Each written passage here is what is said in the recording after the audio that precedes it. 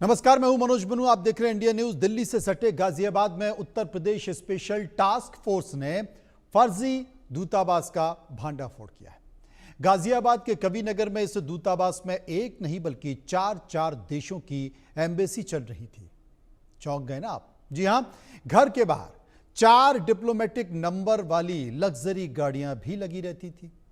आरोपी ने गाड़ियों पर डिप्लोमेटिक नंबर प्लेट लगा रखी थी और विदेश मंत्रालय की मोहर वाले फर्जी दस्तावेज भी तैयार कर रखे थे।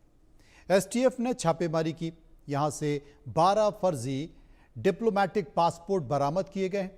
किराए के मकान में चलने वाले इस फर्जी दूतावास से 44,70,000 कैश भी बरामद किए गए। खास बात यह है कि 4 अलग अलग देशों के दूतावास एक ही घर पर बने हुए थे।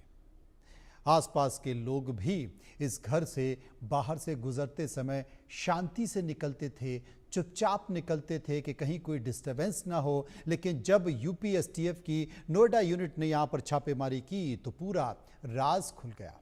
इस फर्जी दूतावास से दूसरे देशों में जाने के लिए लोगों को वीजा तक मुहैया कराया जाता था।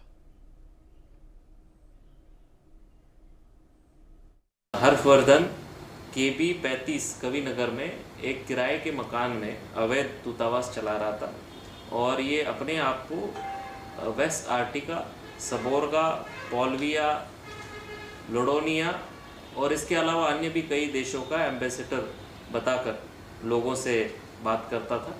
इसके पास से कुछ गाड़ियां भी बरामद हुई है जिनमें इसने डिप्लोमेटिक तरीके की नंबर प्लेट्स लगा रखी है जो किसी भी जगह से अप्रूव नहीं है। लोगों को प्रभाव में लेने के लिए, उनसे ठगी करने के लिए, उनके दलाली करने के लिए ये कई सारी मॉर्फ फोटोग्राफ का भी इस्तेमाल करता था, जिसमें इसने अपने आप का कई गणमान्य लोगों के साथ में मॉर्फ फोटो भी बना रखे। इसका मुख्य काम ऐसी आइडेंटिटी दिखा करके लोगों को दलाली करना, विदेश में काम दिलाने का बात कहते हुए लोगों के साथ में दलाली करना। इसके असल में गाजियाबाद में फर्जी दूतावास का भांडाफोड़ होने के बाद हमारे संवाददाता अनिल चौधरी इस घर पर पहुंचे, घर का जायजा लिया और समझने की कोशिश की कि आखिर ये खेल चलता कैसे था।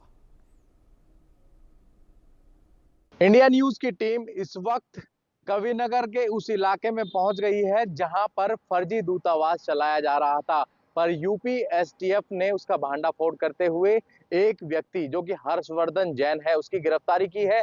यही वो कोठी है जिसके अंदर फर्जी तरीके से दूतावास चलाया जा रहा था और पूरा गोरख धंधा यहीं से चल रहा था। हालांकि ये बताया गया है ये कोठी किराए पे जो है हर्षवर्धन की तरफ से ली गई थी और ऐसे में अवैध तरीके से माइक्रोनेशन देशों का दूतावास इसी कोठी के अंदर चला रहा था।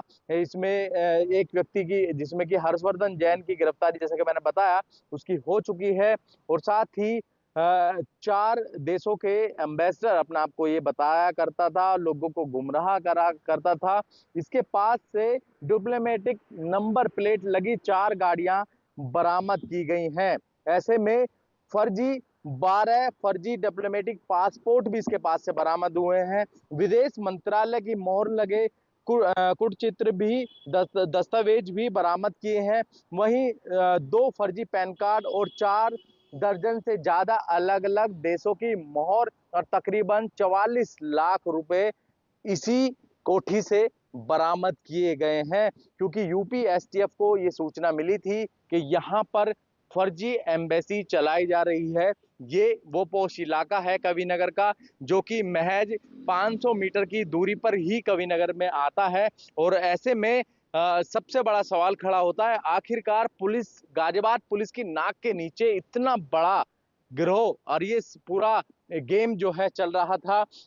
44 लाख रुपए अंदर 44,70,000 रुपए तकरीबन जो है बरामद किए गए हैं और साथ ही 2011 में इसके खिलाफ अवैध सैटेलाइट फोन रखने का केस भी दर्ज हुआ था। हर्षवर्धन की तलाश लगातार पुलिस जो है मॉनिटरिंग कर रही थी और पुलिस को सूचना लगातार मिल रही थी। और यूपी एसटीएफ को जैसे ही पूरी सबूत उसके पास इकट्ठा हुए, उसके बाद इसी कोठी के अंदर छापेमारी की गई और तमाम वो सबूत जो है फिलहाल पुलिस के हाथ लगे हैं यूपी एसटीएफ के। और साथ ही 4 गाड़ियां जो लग्जरी गाड़ियां हैं और उनको भी बरामद किया है। और इसी कोठी के अंदर से लोगों को अपना रौब दिखाया करता था और रौब दिखाने के बाद उनको फर्जी नौकरी, विदेश में नौकरी और तमाम ऐसे काम कराने के एवज में पैसे लेने का और साथ ही हवाला के पैसे इधर से उधर करने के भी आरोप लगे हैं। तो तमाम इन चीजों पर अब नोएडा एसटीएफ पूरे मामले की अब जांच कर रही है। पर सबसे बड़ा सवाल गाजियाबाद पुलिस के लिए भी खड़ा होता है, आखिरकार गाजियाबाद पुलिस की नाक के नीचे इस तरीके का गोरख धंधा चल रहा था तो गाजियाबाद पुलिस आखिरकार कर क्या रही थी। दिल्ली से सटे हुए गाजियाबाद के पौष इलाके में फर्जी दूतावास चल रहा था, जिसकी सूचना यूपी एसटीएफ और नोएडा यूनिट को मिली और एक संयुक्त टीम बनी और गाजियाबाद के कविनगर क्षेत्र में छापेमारी की गई, जिसमें कि 4 गाड़ियां बरामद हुई जो कि फर्जी तरीके से चलाई जा रही थी और हर्षवर्धन नामक एक व्यक्ति की गिरफ्तारी हुई। इसमें आप देखेंगे ये वो लग्जरी गाड़ियां हैं जिनसे पूरा जो है गोरख धंधा चल रहा था। और किस तरीके से हवाला का पैसे की भी सूचना मिली है कि हवाला का पैसा भी इधर से उधर इनके द्वारा किया जा रहा था। और ऐसे में जो 2011 में सैटेलाइट फ़ोन भी हर्षवर्धन के पास से मिला था, जिसका मुकदमा इन पर चल रहा है। दरअसल 2 फर्जी पैन कार्ड और 4 दर्जन से ज़्यादा अलग अलग देशों की मोहर इनके पास से मिली है। और साथ ही नगद की अगर बात करें तो 44 लाख जो है जो इनके पास से मिला है। वहीं विदेशी मुद्रा भी इनके पास से मिली है और साथ ही सेल कंपनियां और दलाली के जरिए हवाला का जो रैकेट चलाने का जो मामला आया है वो भी बड़ा पेचीदा है। और ऐसे में ये लग्जरी गाड़ियां हैं और इन पर जल्दी से आप समझ सकते हैं कोई हाथ भी नहीं डालता और ना ही इनको जल्दी से चेक करने की हिम्मत जुटा पाता। तो इसी का फ़ायदा उठाते हुए ये युवक जो व्यक्ति है हर्षवर्धन ये पूरा खेल चला रहा था। आप देखेंगे यदि एम्बेसी की गाड़ी होती है तो पहले तो उसमें ये बताया जाता है कि डीएल की जो सीरीज और इस तरीके की जो सीरीज होती है वो नहीं होती है। ये कोई छोटा मोटा मामला नहीं है। दिल्ली एनसीआर में आप सोच रहे हैं 4 दूतावास का कार्यालय चलाना, ऑफिस चलाना और वहां से वीजा दिलवाना। न जाने कितने देशों में ये वीजा दिलवाए गए हैं, लोगों को भेजा गया है। तब कि जबकि कुछ किलोमीटर दूर देश की राजधानी दिल्ली के लुटियन जोन में चाणक्यपुरी में हर देश का करीब करीब दूतावास हर कोई जानता है। लेकिन मजेदार बात देखिए कि गाजियाबाद के कविनगर में दूतावास चल रहा है, लोग वहां पर पहुंच भी रहे हैं और वीजा भी बनवा रहे हैं। अनिल चौधरी हमारे संवाददाता हमारे साथ मौजूद हैं, सीधे उन्हीं के पास चलेंगे। अनिल चौधरी, बड़ा सा मकान और आलीशान मकान, लग्जरी मकान, उसके बाद बड़ी बड़ी गाड़ियां, बड़ी बड़ी गाड़ियों में दूतावास की नंबर प्लेट और उस नंबर प्लेट के जरिए चल रहा था गोरख धंधे का खेल। एम्बेसडर बताता था और 4 देशों में संपर्क जताने की बात करता था। और जिस तरीके से ये किराए के मकान में, और वो मकान भी एक ऐसी जगह जो कि बेहद पौष इलाका इसको कहा जाता है, कविनगर इलाके को, वहां पर ये पूरा दूतावास का जो खेल है वो चल रहा था। और महज मैं आपको बता दूं, थाने से जो कविनगर का थाना है महज 500 मीटर की दूरी पर है और गाजियाबाद की पुलिस को भनक तक नहीं लगती है। गाजियाबाद पुलिस की नाक के नीचे पूरा खेल ये चल रहा था। पर यूपी एसटीएफ को जैसे ही इस मामले की सूचना मिलती है तो उनके द्वारा छापेमारी की गई और 44,70,000 रुपए की नकदी इसी कोठी से, जो कोठी है जो हम लगातार दिखा रहे हैं दर्शकों को, उस कोठी से ही बरामद किए जाते हैं। और साथ ही 4 ऐसी गाड़ियां भी बरामद की जाती हैं, जिसमें आप सोच सकते हैं उस तरीके के नंबर प्लेट जो है आर्टिफिशियल जो नंबर प्लेट हैं वो उसके अंदर लगे हुए। सीधी तस्वीरें हम अपने दर्शकों को लगातार दिखा रहे हैं और ये ऐसे खुलासे हैं जो यूपी एसटीएफ ने किया है। चाहे वो पैसे का 44 लाख की बात करी जाए, ये या फिर हवाले की बात भी आई है सामने।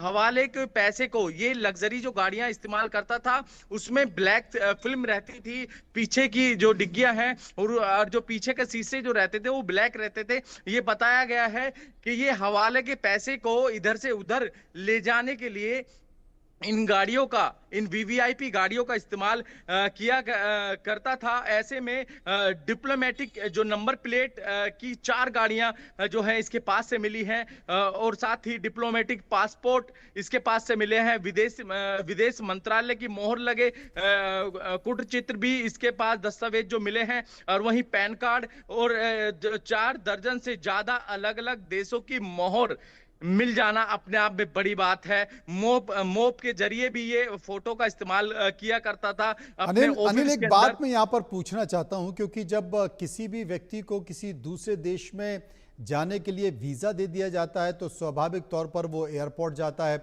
एयरपोर्ट जाने के बाद इंटरनेशनल एयरपोर्ट जाता है, वहाँ पर उसका जो वीज़ा है वो विदेश मंत्रालय के तमाम सारे अधिकारी काउंटर्स पर बैठे होते हैं। वो वीज़ा को चेक करते हैं, देखते हैं, उनको स्कैन करते हैं और स्कैन करने के बाद फिर आपको जाने देते हैं। आप किसी दूसरे देश में पहुंचते हैं उस देश का वीज़ा लेके, वहाँ पर भी यही होता है, इमिग्रेशन होता है, वहाँ पर आपको चेक किया जाता है। लेकिन इन लोगों ने जितने भी वीज़ा बनाए हैं, बड़े आश्चर्य की बात है कि कोई भी व्यक्ति ना तो दिल्ली के इंटरनेशनल एयरपोर्ट पर पकड़ा गया या भारत के किसी भी इंटरनेशनल एयरपोर्ट पर पकड़ा गया और किसी दूसरे देश के इंटरनेशनल एयरपोर्ट पर पकड़ा गया। क्योंकि अगर पकड़ा गया होता तो कम से कम जांच में यह निकल कर आता कि आपने ये वीजा बनाया कहां से है, उस वक्त भी इस बात का खुलासा हो सकता था। लेकिन बड़े आश्चर्य की बात है कि पकड़ा नहीं गया। सारी चीजें नकली हैं, सील भी नकली है, वीजा भी नकली है, पकड़ा क्यों नहीं गया ये मैं जानना चाहता हूं।